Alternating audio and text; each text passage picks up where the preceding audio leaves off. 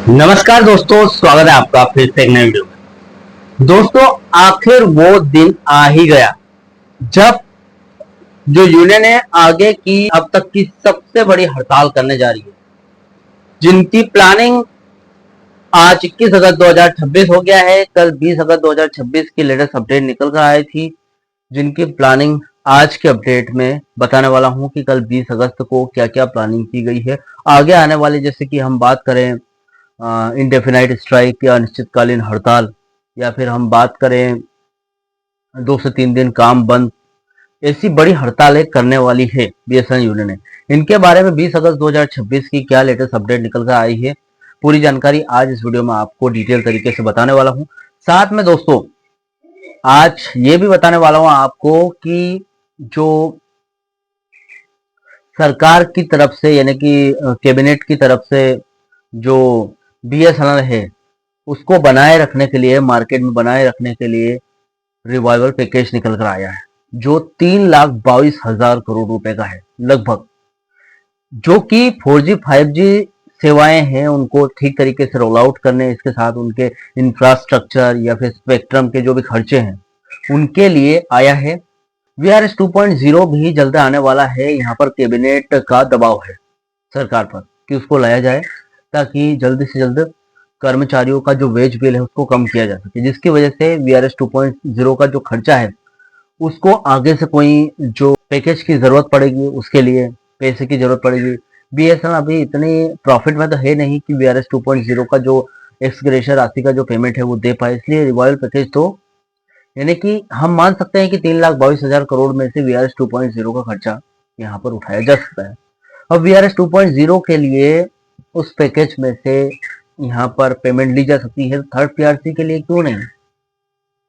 क्या third PRC जो revival package दिया गया है कैबिनेट की तरफ से, क्या उसको थर्ड पीआरसी में यूज किया जा सकता है या फिर नहीं? पूरी जानकारी आज डिटेल तरीके से हम जानेंगे। सबसे पहले चैनल पर नए हो, पहली बार आए हो, बीएसएनएल से जुड़ी सभी प्रकार की जानकारी रोज डेली देखना चाहते हो तो दोस्तों मेरे चैनल को सब्सक्राइब कर लीजिएगा, साथ में बेल नोटिफिकेशन ऑन जरूर करना। दोस्तों मेरे द्वारा दी गई जानकारी अगर आपको यूजफुल लगे, सही लगे या फिर सटीक लगे तो इस जानकारी को ज्यादा से ज्यादा कर्मचारी भाई या फिर पेंशनर्स मित्रों के साथ ज्यादा से ज्यादा शेयर जरूर करें। फिलहाल दोस्तों बढ़ाते हैं वीडियो को आगे। दोस्तों देखिए, सबसे पहले हम 20 अगस्त 2026 की अपडेट के बारे में बात कर लेते हैं। यूनियनों की अगली प्लानिंग क्या होने वाली, कब होने वाली है, कब करने वाली है, सारी जानकारी। देखिए सबसे पहले हम अपडेट को देखते हैं दोस्तों। 20 अगस्त 2026 की अपडेट है ये। देखिए यहाँ पर successful holding of Delhi Chalo programmes reviewed in the all India centre meeting.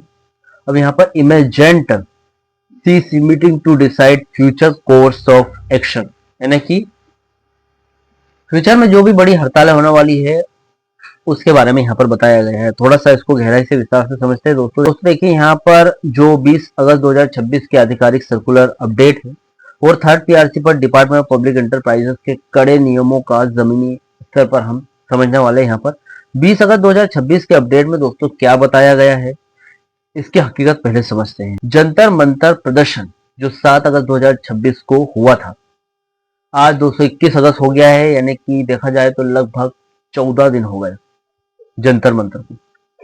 अभी दोस्तों 14 अगस्त 2026 को हुई ऑल इंडिया सेंटर की बैठक में 7 अगस्त 2026 को दिल्ली जंतर मंतर में आयोजित दिल्ली चलो कार्यक्रम की समीक्षा की गई थी।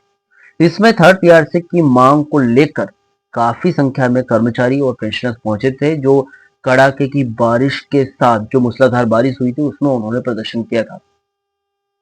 अब संसद में सरकार का नकारात्मक रुख ये रहा दोस्तों, इस 7 अगस्त 2026 की बैठक के बावजूद भी संसद में नेगेटिव रुख रहा है। देखिए बैठक में इस बात पर गंभीर चिंता व्यक्त की गई कि हाल ही में संसद यानी कि पार्लियामेंट में माननीय सांसद द्वारा पूछे गए सवाल के जवाब में सरकार यानी कि डोट ने थर्ड पीआरसी लागू करने को लेकर नकारात्मक यानी कि नेगेटिव स्टैंड दिखाया है। उनकी तरफ से अफोर्डेबिलिटी क्लोज नहीं हट सकता। उनका कहना है कि जब तक कंपनी खुद प्रॉफिट नहीं कमाती तब तक तो नहीं हटेगा, हम रिलैक्सेशन देने को तैयार नहीं। अब ये जो नेगेटिव स्टैंड है इसकी वजह से कितना गुस्सा है सभी कर्मचारी यूनियन या फिर देखें तो पेंशनर्स एसोसिएशन में देखिए सरकार ने साफ कर दिया कि बिना लाभ कमाए या फिर नियम बदले पीआरसी नहीं दिया जा सकता।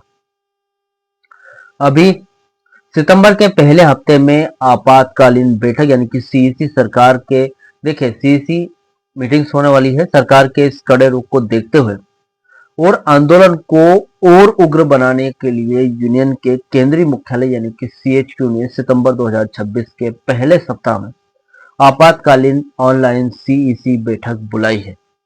अब दोस्तों इसमें आर पार की लड़ाई और अगले बड़े आंदोलन की स्ट्रेटजी तय होगी, जो कि सीईसी बैठक बहुत जरूरी है। वैसे आज 21 अगस्त 2026 है, आज भी एक बैठक होने वाली है बड़े आंदोलनों को लेकर।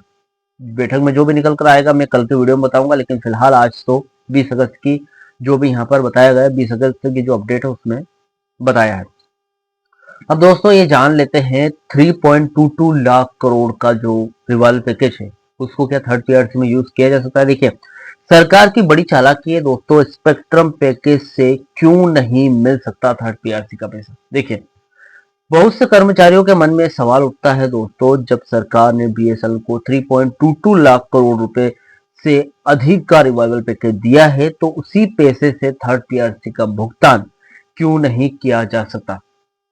दोस्तों देखिए इसके पीछे डिपार्टमेंट ऑफ पब्लिक एंटरप्राइजेस का कड़ा नियम और बजटीय आवंटन की पूरी कानूनी शर्तें हैं। कुछ अपनी तरफ से उनकी तरफ से शर्तें हैं, जैसे कि डिपार्टमेंट ऑफ पब्लिक एंटरप्राइजेस के नियम की बात करें जो कि अफोर्डेबिलिटी क्लोज है 2017 से थर्ड पीआरसी को जिसने पेंडिंग करके रखा है, जिसके कारण 10 साल का एरियर नहीं दे पा रही कंपनी। उसकी बात करें दोस्तों तो देखिए एक लाभ की शर्त है, डीपी के नियमानुसार किसी भी सीपीएसई सरकारी कंपनी में थर्ड पे रिवीजन तभी लागू किया जा सकता है जब कंपनी पिछले 3 लगातार वर्षों से नेट प्रॉफिट यानी कि शुद्ध लाभ में होनी चाहिए। अब बीएसएनएल पिछले 3 साल तो क्या पिछले अगर हम 9.5 साल की बात करें तो नेट प्रॉफिट में है ही नहीं, नेट लॉस में है। पीबीटी कैंपिंग की अगर बात करें किसान भाइयों 15% फिटमेंट देने के लिए वेतन वृद्धि का खर्च कंपनी के औसतन प्रॉफिट बिफोर टैक्स पीबीटी के 20% के अंदर होना चाहिए, जो कि बीएसएनएल नहीं है।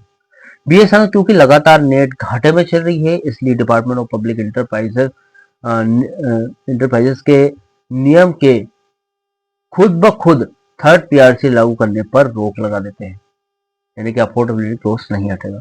अब स्पेक्ट्रम और इंफ्रास्ट्रक्चर पैकेज की कानूनी सीमा यानी कि capital expenditure VS revenue expenditure की अगर बात करें, देखिए दोस्तों कैप एक्स जो पूंजीगत व्यय है इसके फंड की अगर बात करें, सरकार बीएसएनएल को जो रिवाइवल पैकेज 4G और 5G स्पेक्ट्रम आवंटन या फिर टावर लगाना या 4G 5G रोल आउट करना देसी तरीके से, और वह कैपेक्स यानी कि कैपिटल एक्सपेंडिचर के तहत आता है।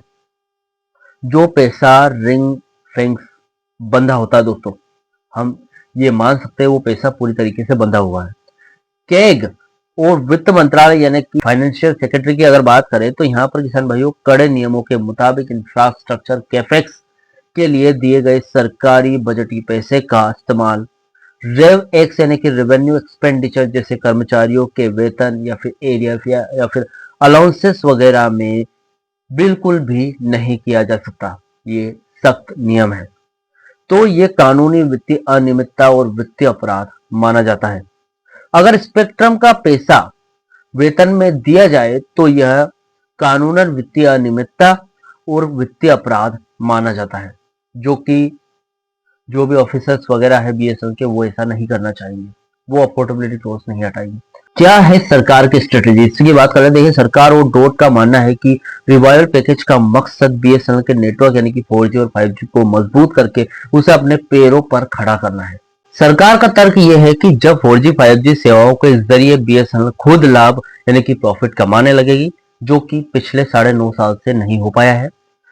बीएसएनएल खुद लाभ प्रॉफिट कमाएगी तभी बीएसएनएल अपने कमाई के पैसे से कर्मचारियों की थर्ड पीआरसी दे पाएगी, जो कि मुझे नहीं लगता कि इन फ्यूचर लागू होने वाला है।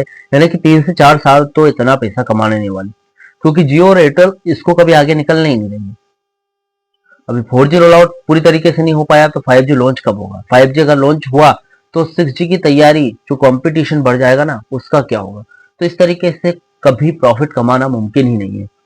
यही वजह है कि जब तक कैबिनेट से विशेष छूट यानी कि अफोर्डेबिलिटी वेवर नहीं मिल जाती, तब तक केवल 4G और 5G पैकेज के दम पर थर्ड पीआरसी का भुगतान कानूनन संभव है।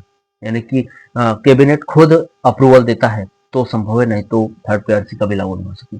फिलहाल दोस्तों ये वीडियो था, इसके बाद जो भी 21 अगस्त की अपडेट निकल कर आएगी मैं वीडियो में बना जरूर लेकर आऊंगा। फिलहाल दोस्तों इस वीडियो से जुड़े जो भी आपको डाउट है, क्वेश्चन वगैरह, मुझे कमेंट बॉक्स में कमेंट कर सकते हैं।